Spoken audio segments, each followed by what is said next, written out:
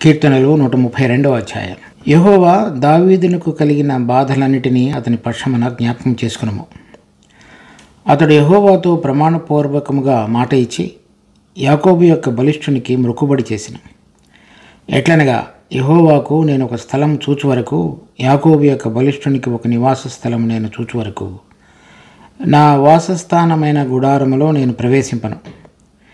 నేను పరుండు మంచము మీదకి ఎక్కను, నా కన్నులకు నిద్ర రానియను, నా కన్ను రెప్పలకు కునికిపాటు రానియను అనెను.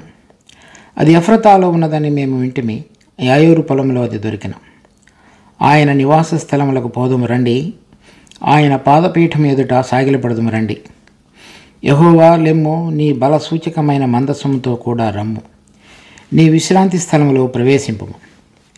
నీ యాజకులు నీతిని వస్త్రము వలె ధరించుకుందురుగాక, నీ భక్తులు ఉత్సాహగానము చేయుదురుగాక.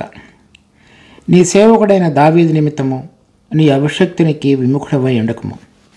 నీ గర్భఫలమును నీ రాజ్యము మీద నేను నియమింతును. నీ కుమారులు నా నిబంధనను గైకొనిన ఎడల నేను వారికి బోధించు నా శాసనమును వారు అనుసరించిన ఎడల వారి కుమారులు కూడా నీ సింహాసనం మీద నిత్యము కూర్చుందురని యెహోవా సత్యప్రమాణము దావీదుతో చేసెను. ఆయన మాట తప్పనివాడు. యెహోవా సీయోనును ఏర్పరచుకుని అన్నాడు, తనకు నివాస స్థలముగా దానిని కోరుకుని అన్నాడు. ఇది నేను కోరిన స్థానము, ఇది నిత్యము నాకు విశ్రమ స్థానముగా ఉండను. ఇక్కడనే నేను నివసించదును. దాని ఆహారమును నేను నిండారలుగా దీవించదును. దానిలోని బీదలను ఆహారంతో తృప్తిపరచెదను. దాని యాజకులకు రక్షణను వస్త్రముగా ధరింపచేసెదను. దానిలోని భక్తులు బిగ్గరగా ఆనందగానం చేసెదరు. అక్కడ దావీదునకు కొమ్ము మొలవజేసెదను. నా అభిషక్తిని కొరకు నేను అచట ఒక దీపం సిద్ధపరిచి ఉన్నాను. అతని శత్రువులకు అవమానమును వస్త్రముగా ధరింపజేసేదను. అతని కిరీటము అతని మీదనే ఇండి తేజరిల్లును అనెను.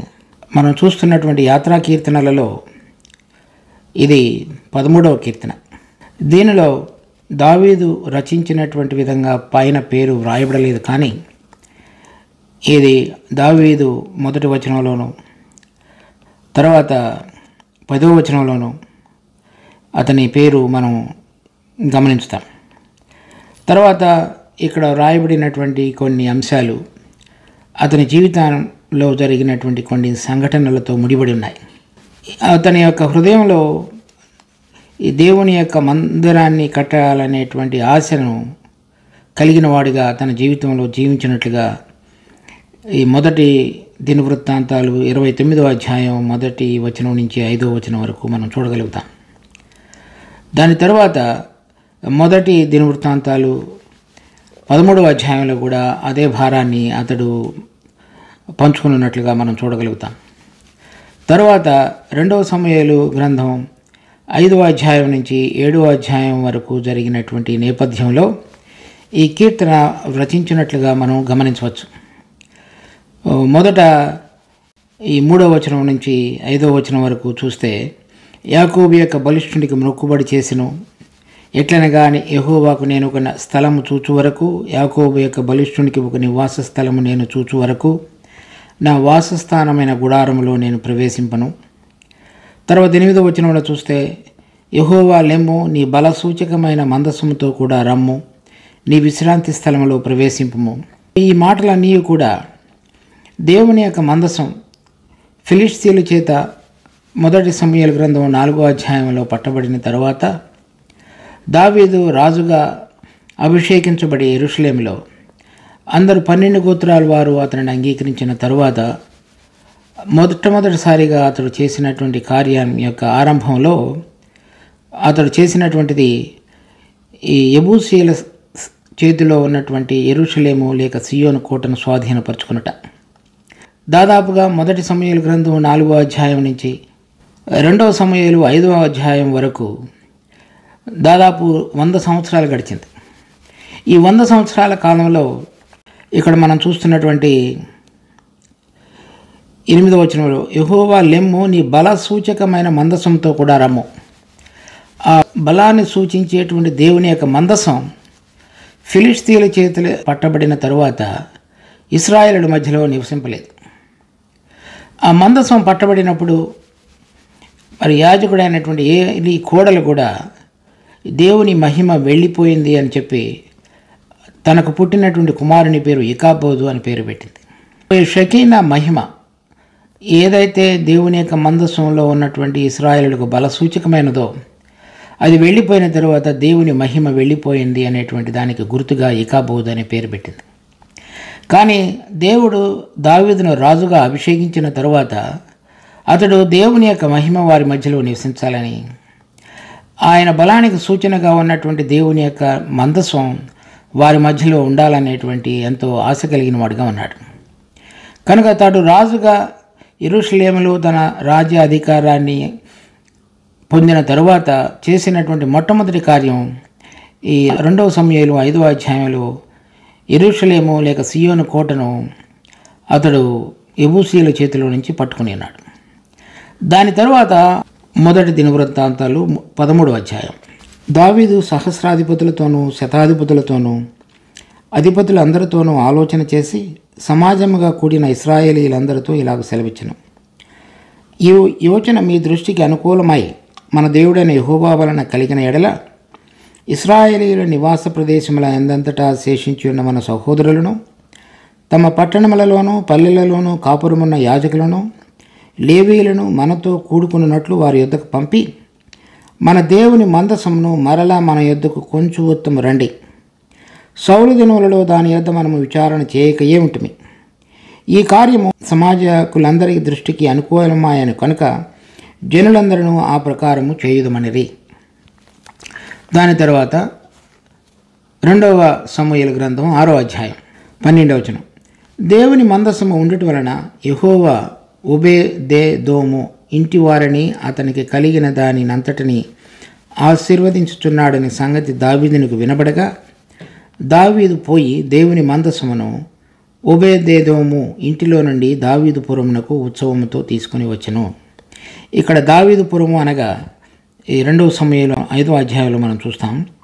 9వ వచనంలో దావీదు ఆ కోటలో కాపురముండి దానికి దావీదుపురము అను పేరు పెట్టెను. మరియు మిల్లో దిగువనకు దావీదు ఒక ప్రాకారమును కట్టించెను. తర్వాత 7వ వచనంలో చివరి భాగంలో ఆయనను దావీదుపురం అనబడిన సియోను కోటను దావీదు స్వాధీనపరుచుకొనెను. అది యెబూసీయుల చేతిలో నుంచి స్వాధీనపరుచుకున్నాడు. అక్కడకు దావీదుపురమునకు అంటే సియోను కోటకు దేవుని యొక్క మందసాన్ని దావీదు అతనితో పాటు కూర్చుకొని వెళ్ళినటువంటి ఈ 2వ సమూయేలు 6వ అధ్యాయం 1వ వచనంలో ఉంది. తర్వాత దావీదు ఇశ్రాయేలీయులలో 30,000 మంది శూరులను సమకూర్చుకొని బయలుదేరి కెరూబుల మధ్య నివసించు సైన్యములకు అధిపతి యెహోవాను తన నామము పెట్టబడిన దేవుని మందసమును అచ్చట నుండి తీసుకుని వచ్చుటకై తన యొద్దనున్న వారందరితో కూడా బాయిలా యెహూదాలో నుండి ప్రయాణమాయెను. మొదటి దినవృత్తాంతాలు 13వ అధ్యాయంలో అందరితోటి యోచన చేసి అందరినీ సమకూర్చుకుని ఉన్నాడు. కానీ వారిలో 30,000 మంది శూరులను మాత్రం తీసుకుని వెళ్ళి ఆ మందసాన్ని తీసుకుని వచ్చాడు. తీసుకుని వచ్చి దావీదుపురం మందు ప్రతిష్ఠించిన తరువాత 2వ సమూయేలు 6వ అధ్యాయం 17. వారు యెహోవా మందసమును తీసుకుని వచ్చి గుడారము మధ్యను దావీదు దాని కొరకు ఏర్పరిచిన స్థలములను ఉంచగా దావీదు దహన బలులను సమాధాన బలులను యెహోవా సన్నిధిని అర్పించెను.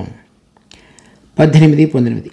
దహన బలులను సమాధాన బలులను అర్పించుట చాలించిన తరువాత సైన్యములకు అధిపతి యెహోవా నామమున దావీదు జనులను ఆశీర్వదించి సమూహముగా కూడిన ఇశ్రాయేలీయులకు స్త్రీ పురుషులకందరికీ ఒక్కొక్క రొట్టెయు ఒక్కొక్క భక్ష్యమును ఒక్కొక్క ద్రాక్ష పండ్ల అడయు పంచిపెట్టిన తరువాత జనులందరూ తమ తమ ఇండ్లకు వెళ్ళిపోయిరి. ఇది జరిగిన తరువాత 7వ అధ్యాయంలో దేవుడు నాతాను అనేటువంటి ప్రవక్త ద్వారా దావీదుకు పంపించినటువంటి వర్తమానంలో 7వ అధ్యాయం 12వ వచనంలో నీ దినములు సంపూర్ణములగినప్పుడు నీవు పితరులతో కూడా నిద్రించిన తరువాత నీ గర్భములో నుండి వచ్చిన నీ సంతతిని హెచ్చించి రాజ్యమును అతనికి స్థిరపరచదును. అతడు నా నామ ఘనత కొరకు ఒక మందిరమును కట్టించును. అతని రాజ్య సింహాసనమును నేను నిత్యముగా స్థిరపరచదును. నేను అతనికి తండ్రినైందును, అతడు నాకు కుమారుడైనను. 16వ వచనంలో నీ మట్టుకు నీ సంతానమును నీ రాజ్యమును నిత్యము స్థిరమగును, నీ సింహాసనము నిత్యము స్థిరపరచబడును అనెను. తనకు కలిగిన దర్శనమంతటిని బట్టి ఈ మాటలన్నిటి చొప్పున నాతాను దావీదునకు వర్తమానము తెలియజెప్పెను.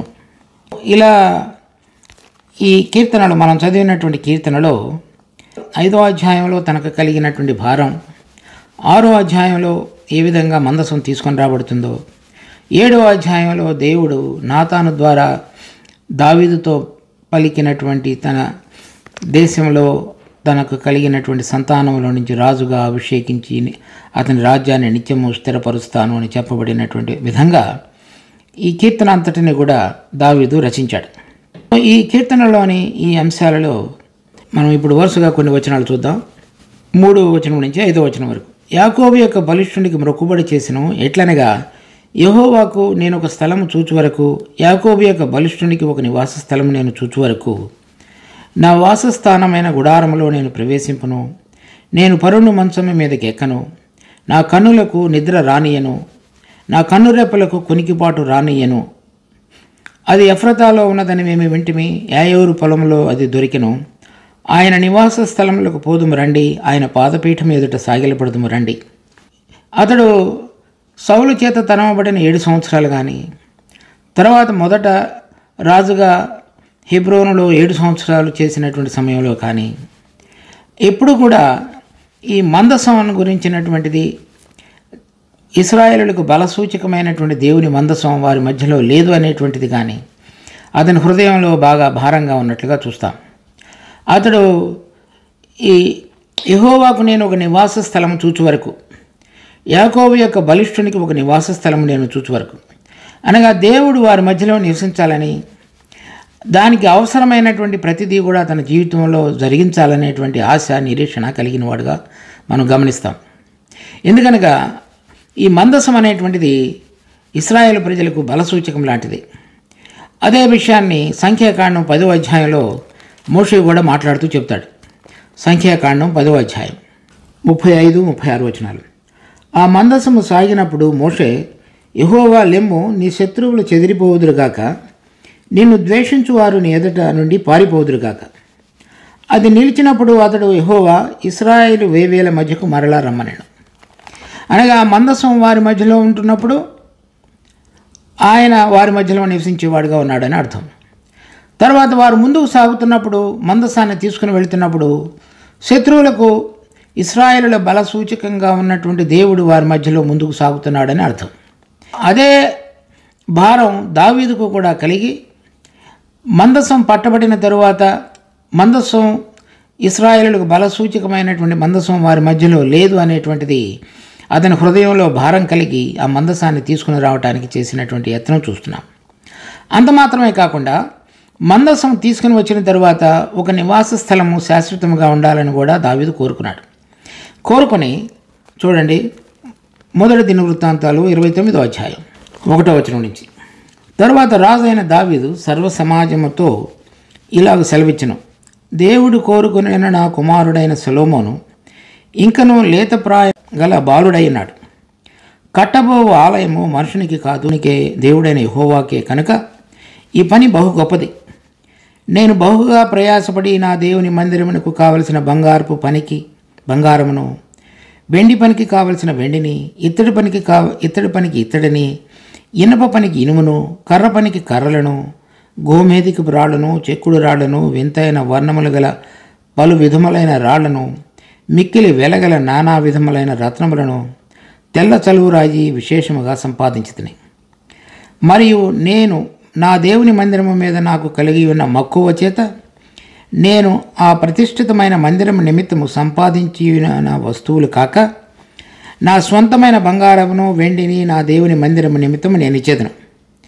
గదుల గోడల రేఖ మూతకును, బంగారపు పనికిని బంగారమును, వెండి పనికి వెండిని, పనిచేయువారు చేయు ప్రతి విధమైన పనికి 6,000 మణుగుల ఒఫీరు బంగారమును, 14,000 మణుగుల పొటము వేయబడిన వెండిని ఇచ్చుచున్నాను. ఇది అంటే తను సౌలు చేత తనవబడినప్పుడు కానీ, హెబ్రోనులో రాజుగా ఉన్న సమయంలో కానీ, ఇదంతా కూడా తనకు కలిగినటువంటి బాధల సమయంలో కూడా ఈ మందిరాన్ని గురించినటువంటి విశేషమైన ఆసక్తి కలిగిన వాడై తను మందిరం కొరకు సమకూర్చడం మాత్రమే కాకుండా తను సొంతంగా ఏదైతే కలిగి ఉన్నాడో దానిని కూడా చివరికి ఇచ్చివేసినట్లు వాడుగా చూస్తున్నాం. కనుక తన జీవితంలో అన్నిటికంటే తను దేవునితో సంబంధం కలిగి ఉండుట, ఇశ్రాయేల్ ప్రజలందరూ కూడా అటువంటి సంబంధం కలిగి ఉండిలాగున దేవుడు వాళ్ళ మధ్యలో నివసించాలనేటువంటి భారాన్ని కలిగినటువంటి వాడుగా దావీదును మనం చూస్తాం. అదే భారం కలిగి దేవుని యొక్క మందసం తీసుకుని రాబడిన తరువాత అతడు చేసిన ప్రార్థనలోని కొన్ని అంశాలు కూడా మనకు చాలా మంచి పాఠాన్ని ఇచ్చేవిగా ఉంటాయి. మనం ఆ వచనాలు చూడక మునుపు ఈ దావీదుకు కలిగినటువంటి భారాన్ని ఈ రోజులలో విశ్వాసమైన మనమందరం కూడా కలిగి ఉండాలని కూడా దేవుడు కోరుకుంటున్నాడు. ఈ రోజులలో పాత నిబంధనలో అయితే దేవుడు వారి మధ్యలో దేవుని మందసం ద్వారా ఉంటూ వారిని నడిపించిన వాడుగా, వారితో మాట్లాడిన వాడుగా ఉన్నాడు. క్రొత్త నిబంధనలో 2-3 ఎక్కడ నా నామమును కూడి ఉంటారో వారి మధ్యన నేను ఉంటానని చెప్పినటువంటి దేవుడు, నేను నా సంఘమును కట్టుదునని చెప్పినటువంటి దేవుడు. కనుక ఎవరైతే ఈ పరలోక సంబంధమైనటువంటి పిలుపునకు లోబడి ఈ శరీర సంబంధమైనటువంటి ప్రతి పాత స్వభావాన్ని కూడా ప్రభు అయిన యేసుక్రీస్తునందు సిలువ వేసుకొని విశ్వాసంతో ఆయనతో కూడా పునరుద్ధానములో పాలువారమై ఉన్నామనేటువంటి దానిని విశ్వసించి ఆయన పునరుద్ధాన జీవం ద్వారా ఆత్మ యొక్క ప్రభావం చేత నడవబడినటువంటి బిడ్డలు కూడి వచ్చేటువంటిదే దేవుని యొక్క సంఘమైనది. ఆ విధంగా అటువంటి అనుభవం కలిగి కూడి వచ్చేటువంటి బిడ్డలందరి మధ్యలో కూడా బలసూచకమైనటువంటి మందసం ఏదైతే పాత నిబంధనలో ఉన్నదో, మత్తయి సువార్త 18వ అధ్యాయం 20వ వచనంలో చెప్పినట్లుగా దేవుడు మన మధ్యలో నివసించేవాడుగా ఉన్నాడు. ఎఫెసీ పత్రిక 2వ అధ్యాయం 20వ వచనంలో చదివినట్లుగా మనము ఆత్మచేత దేవునికి నివాస స్థలమగటకు ఆయన ద్వారా కట్టబడుతున్నాము. కనుక ఈ అనుభవంలోనికి రాగలగటానికి ముందుగా మనందరిలో కూడా జరగవలసినటువంటిది, ప్రతి ఒక్క విశ్వాసి మరి ఉచితంగా పొందినటువంటి రక్షణ అనుభవంలో నిలిచిపోక ఆయనతో పాటుగా కల్వరి శిలువ యొక్క మరణం యొక్క అనుభవంలోను, ఆ సాదృశ్యం యొక్క అనుభవంలోను, తర్వాత తిరిగి మృతులలో నుంచి లేచినటువంటి సాదృశ్యం యొక్క అనుభవంలోను విశ్వాసంతో జీవించుతూ మరణమును, లోకమును, అపవాదిని ఓడించినటువంటి ఆ పునరుద్ధాన జీవమును వాళ్ళ జీవితాలలో కలిగి ప్రతిరోజు జీవిస్తూ కూడి వస్తున్నటువంటి బిడ్డల మధ్యలో దేవుని యొక్క నివాస స్థలాన్ని ఈ రోజులలో ప్రభువు కట్టడానికి వెతుకుతున్నాడు. అటువంటి బిడ్డలు కూడి వచ్చినప్పుడు ఆయన వారి మధ్యలో తన బల సూచకమైన కార్యములను జరిగించి, మరి ఆది సంఘాలలో దేవుడు ఏ విధంగా ప్రతిరోజు తన కార్యములను జరిగించుతూ అనేక మందికి బల సూచకమైనటువంటి విధంగా దేవుడు వారి మధ్యలో ఉన్నాడని చెప్పబడగలిగేటువంటి విధంగా కార్యములను జరిగించి తన రాజ్య విస్తరణ కొరకు అటువంటి బిడ్డలను వాడుకొని ఉన్నాడో, ఈ దినాలలో కూడా దేవుడు అదే కార్యాన్ని మనందరి మధ్యలో కూడా జరిగించాలని కోరుతున్నాడు. అటువంటి భారం కలిగి ఆ దేవుని యొక్క మందసం మన మధ్యలో నివసించాలనేటువంటి ఆశ కలిగి ఎవరెవరైతే వెతుకుతున్నారో వారు దావీదు తమ జీవితంలో సమర్పించుకున్నట్లుగా మందిరాన్ని కట్టడానికి కావలసిన బంగారము, వెండి, ఇత్తడి, విలువైనటువంటి రాళ్ళు, తర్వాత తన సొంతమైనటువంటి వాటన్నిటినీ కూడా దేవుని యొక్క మందిరాన్ని కట్టడానికి, ఇశ్రాయేల్ ప్రజల మధ్యలో నివసించడానికి అవసరమైనటువంటి ప్రయాసంతో కూడినటువంటి ప్రతిదానిని తన జీవితంలో సమర్పించుకొని దేవుడు వారి మధ్యలో నివసించాలని కోరాడు. విశ్వాసులమైన మనందరం కూడా మనకు కలిగినటువంటి ప్రతిదీ, తర్వాత మనం జీవితంలో జీవించుతూ దేవుడు మనందరి మధ్యలో నివసించాలనే భారం కలిగి ఆ విధంగా నివసించడానికి మన పాలు ఏదైనదో మనం గుర్తెరిగి ఆ విధంగా 30,000 మంది సూర్యులను కానీ అనేక మంది ప్రజలను కానీ సమకూర్చుకొని వారితో కలిసి ఆ మందసం మన మధ్యలో నివసించినట్లుగా, మరి బలసూచకమైనటువంటి దేవుని సన్నిధి మన మధ్యలో ఉండినట్లుగా మనం జీవించాలని దేవుడి యొక్క ఉద్దేశం ఈ దినాలలో ఉన్నది. అలా జీవించగలిగినప్పుడు దావీదు చేసిన ప్రార్థన చూడండి, దేవుడిచ్చిన సమాధానం కూడా చూడండి. 9వ వచనం, నీ యాజకులు నీతిని వస్త్రము వలె ధరించుకుందురుగాక, నీ భక్తులు ఉత్సాహగానము చేదురుగాక. 9వ వచనంలో అది దావీదు యొక్క ప్రార్థన. ఇక్కడ 16వ వచనంలో దేవుడు అతనికి ఇచ్చినటువంటి ఉత్తరాన్ని చూడండి. దాని యాజకులకు రక్షణను వస్త్రముగా ధరింపచేసేదను, దానిలోని భక్తులు బిగ్గరగా ఆనందగానము చేసేదరు. దాని యాజకులకు రక్షణ వస్త్రాన్ని నేను ధరింపజేస్తానని చెప్తున్నాడు. దావీదు చెప్తున్నాడు, యాజకులు నీతిని వస్త్రం వలె ధరించుకుందురుగాక. పాత నిబంధనలో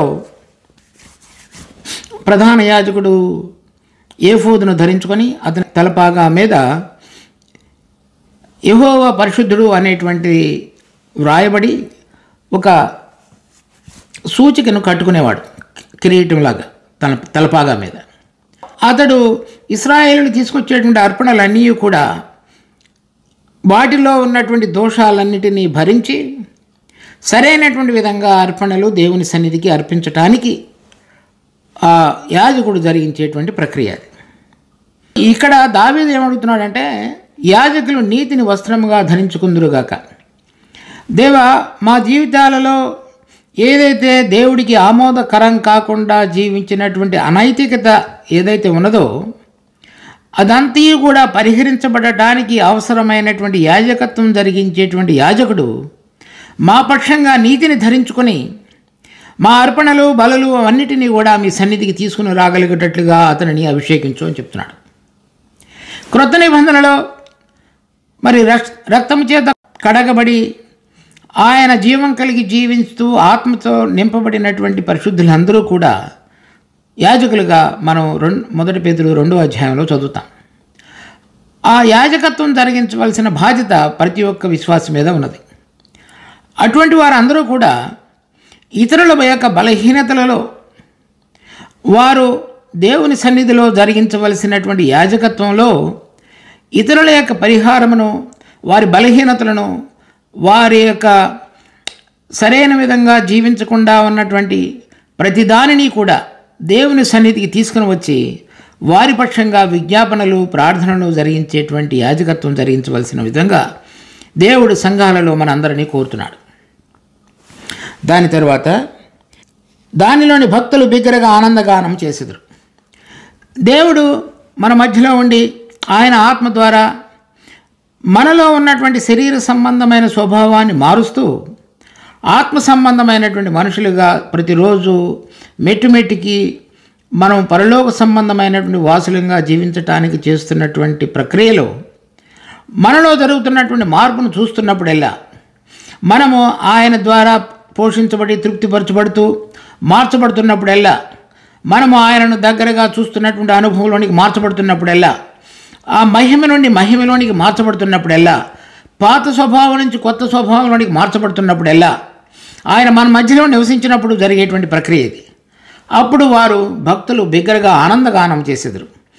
ఎందుకంటే ప్రభువా, ఈ లోకంలో నా జీవితంలో అవసరమైనటువంటి ప్రక్రియను ప్రారంభించడం మాత్రమే కాకుండా ఆ మంచి కార్యమును మీ కుమారుడైన యేసుక్రీస్తు దినములోగా దాన్ని సంపూర్ణం చేసేటువంటి అనుభవంలోనికి నన్ను నడిపించుతున్న దేవా, దానిని నువ్వు కొనసాగించి సంపూర్ణం చేస్తావనేటువంటి నిరీక్షణ కలిగి నేను నీ వైపు చూస్తుండగా నీవు నాలో జరిగిస్తున్న కార్యాన్ని బట్టి నేను ఆనందగానం చేయిస్తున్నాను.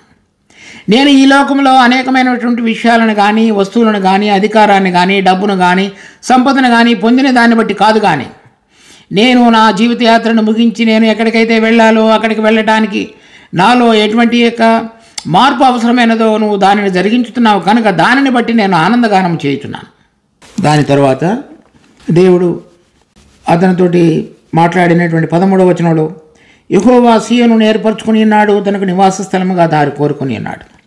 పాత నిబంధనలో ఆయన అది ఏర్పరచుకొని ఉన్నటువంటి స్థలం, దేవుడు వారి మధ్యలో నివసించడానికి ఏర్పరచుకొని ఉన్నటువంటి స్థలం.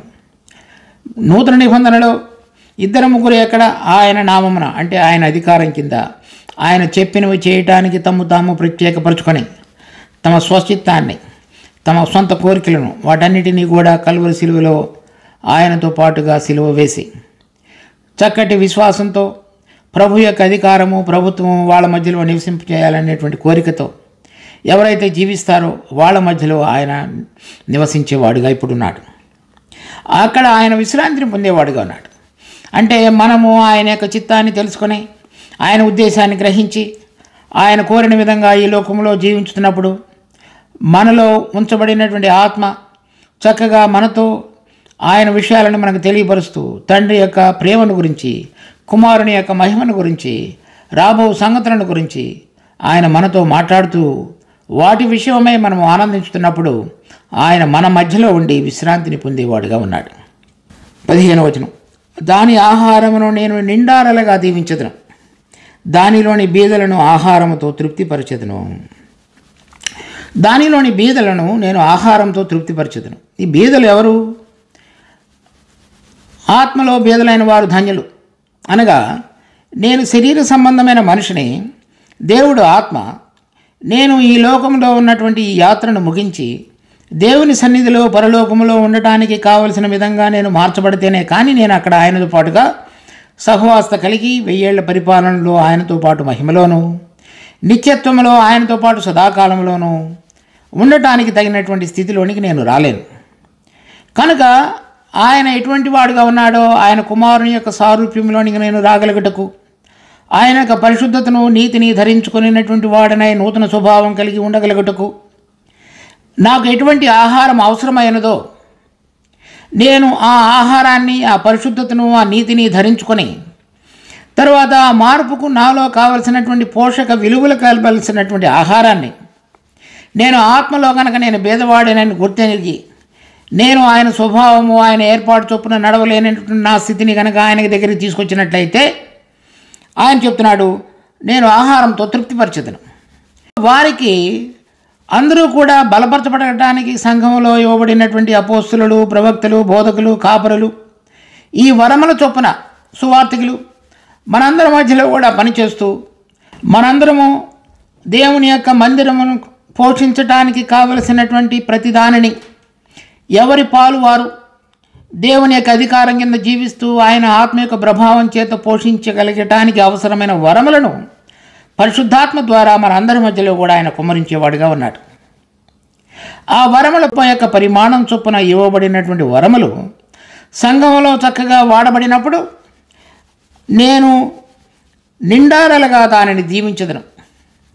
కనుక దేవుని యొక్క కోరినటువంటి ఆయన ఏర్పరచుకున్నటువంటి సంఘంలో ఎవరెవరైతే ఆయన ఈ ఆహారాన్ని మన మధ్యలో నిండారలుగా దీవించాలని ఆశ కలిగి ప్రార్థించేవారుగా ఉన్నారో అటువంటి వారందరి మధ్యలో ఆయన ప్రవక్తలు, బోధకులు, కాపరులు, సువార్తికులు, మరి ప్రభుత్వం చేయవారు, తర్వాత అద్భుతములు చేయవారు, ఆ వరములన్నిటినీ కూడా ఈ బిడ్డలందరూ కూడా చక్కగా పోషించబడి ప్రతి కీలు వలన కలిగిన బలము చేత అతకబడి మరి దేవుని కుమారుడైన యేసుక్రీస్తుకు కలిగిన సంపూర్ణతలోనికి మనందరము రాగలగటానికి అవసరమైన కార్యమును జరిగించటానికి ఏ ఆహారం అయితే మనందరికీ కూడా అవసరమైనదో దానిని నేను నిండారలుగా దీవించదను అని చెప్తున్నాడు. కనుక ఇప్పుడు మన మధ్యలో ఈ వరముల యొక్క కొరత ఎంతగా ఉన్నదో మనం చూడవచ్చు. సంఘంలో ఉన్నటువంటి అనేక మంది మరి సరైనటువంటి ప్రభువుతో నడవగలిగినటువంటి అనుభవం లేకపోవడం చేత ఈ వరముల యొక్క లేమి కూడా, కొరత కూడా మన మధ్యలో ఎంతో కనబడుతున్నది. కనుక ఆత్మలో జీవించాలని ఆశ లేని వాళ్ళు చాలామంది ఉన్నారు.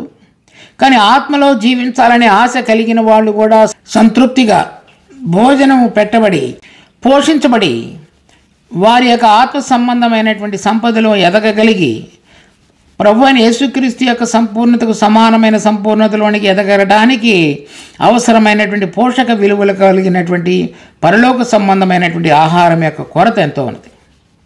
కానీ దేవుని యొక్క వాగ్దానం మన మధ్యలో, నేను దాని ఆహారమును నిండారలుగా దీవించదను. కనుక ఆ వరముల చేత ప్రతి ఒక్కరూ కూడా పనిచేస్తుండగా, సంఘం అనే శరీరం కట్టబడుతుండగా, బలసూచకమైనటువంటి ఆయన ప్రభావం మన మధ్యలో నివసిస్తుండగా, ఆయన మన మధ్యలో విశ్రాంతిని పొంది మనమందరము కూడా చక్కగా పోషించబడి ఆనందగానం చేయగలిగినట్లుగా దేవుడు తన కార్యమును మన మధ్యలో జరిగించాలని కోరుతున్నాడు. అటువంటిది 17వ వచనంలో ఏం చెప్తున్నాడంటే, అక్కడ దావీదునకు కొమ్ము మొలవ చేసేదను. ఈ కొమ్ము అనేటువంటిది రాజు, బలము, తర్వాత ప్రభావము, దానికన్నిటికీ కూడా గుర్తుగా ఉన్నది.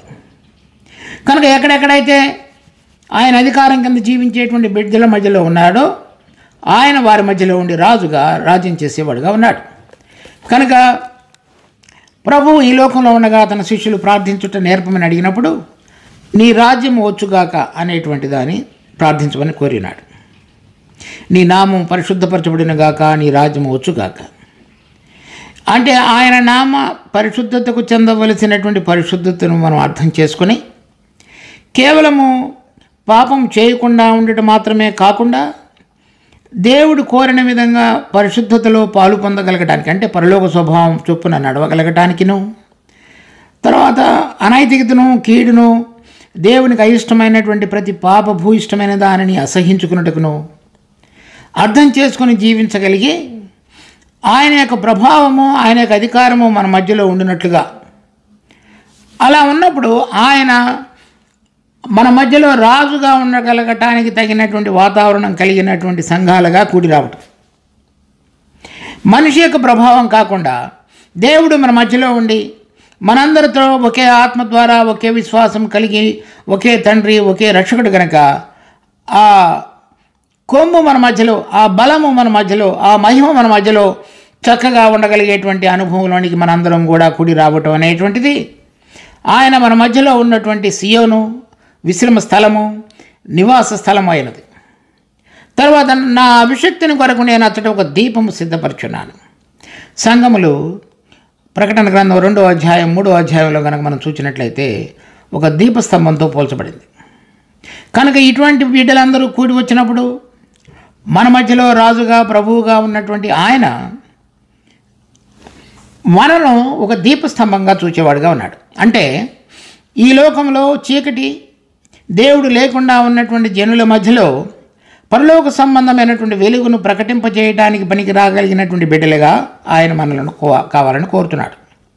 ఎవరైతే ప్రభువును ప్రేమించి తాము సమర్పించుకొని ఆయన యొక్క పునరుద్ధాన జీవన ద్వారా ఆత్మ ప్రభావం చేత నడిపించబడేవారుగా ఉన్నారో వారు ఈ లోకంలో ఉన్నటువంటి చీకటిని పారద్రోలగలుగుటకు, పరలోక సంబంధమైన వెలుగులో జీవించగలుగుటకు, తర్వాత ఆ వెలుగును ప్రసరింపజేయగలుగుటకు పనికి రాగలిగినటువంటి బిడ్డలుగా ఆయన తన ఆహారాన్ని అనుగ్రహించి మనందరినీ మరి చక్కగా బలమైనటువంటి వారుగా చేసేటువంటి తండ్రిగా ఉన్నాడు.